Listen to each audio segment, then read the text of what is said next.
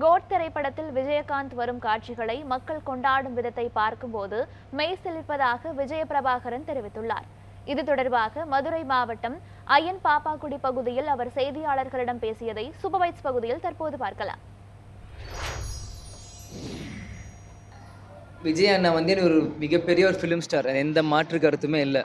ஆனால் இந்த கேள்வி நீங்கள் தேசிய முற்போக்கு திராவிட கழகம் வைக்கும்போது, தேசிய முற்போக்கு திராவிட கழகம் 20 வருஷம் பழமையான கட்சி.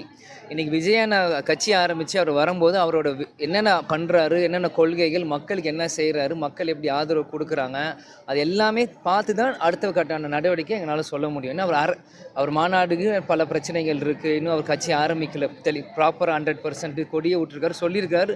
எல்லாமே ஆரம்பித்ததுக்கப்புறம் நம்ம இதை பற்றி பேசுவோம். அவர் மக்களுக்கு நல்லது செய்யணும் தான் அவர் கட்சியார். முதல்ல அவர் மக்களுக்கு என்ன செய்யணும்னு முதல்ல பார்க்கட்டும். அதுக்கப்புறம் தேசிய முற்போக்கு டிராவிடர்கள் வராரா, இல்லை தனித்து நிற்கிறாரா, இல்லை திமுக போகிறாரா, அதிமுக போகிறாரா, சீமான் அண்ணாக்கிட்ட போகிறாரா, இல்லை எங்கே போகிறாரு அவருக்கும் தெரியாது. அதனால் முதல்ல 1 by 1 அவர் பண்ணட்டும். இன்றைக்கி நான் எங்கள் கட்சி நிகழ்ச்சிக்காக நாங்கள் வந்திருக்கோம். இதை இன்றையோ நேற்றோ பண்ணல. அண்ணன் கேட்டார் கோட் படம் பார்க்கலன்னு, உடனே அதை ஹெட்டிங்காக போட்டுருங்க. ஏன் இதை சொல்கிறேன்னா, பல மாதம் முன்னாடி எங்கள் டேட் கொடுத்துட்டாச்சு. 4ஆம் தேதியிலேருந்து நான் எல்லா பக்கமும் திருவள்ளூரில் இருந்தேன், இன்றைக்கி மதுரையில் இருக்கேன், நாளைக்கு ஊட்டிக்கு போகிறேன். என்னோடய ஸ்கெட்யூல் ஒரு 3 மாதம் முன்னாடியே இது பண்ணனால என்னால் பார்க்க முடியல அந்த படமையும். ஆனால் அப்பாவோட காட்சிகள் எல்லாமே எனக்கு ஃபோனில், இன்ஸ்டாகிராமில், ஃபேஸ்புக்கில், ட்விட்டரில் எல்லாருமே அனுப்பிச்சிருந்தாங்க. அந்த சவுண்டு, அந்த வீடியோ பார்க்கும் உண்மையிலேயே எனக்கே புல்லரிச்சிது. ஃபோனில் பார்க்கும் எனக்கும் படம் பார்க்க ஆர்வம் இருக்குது.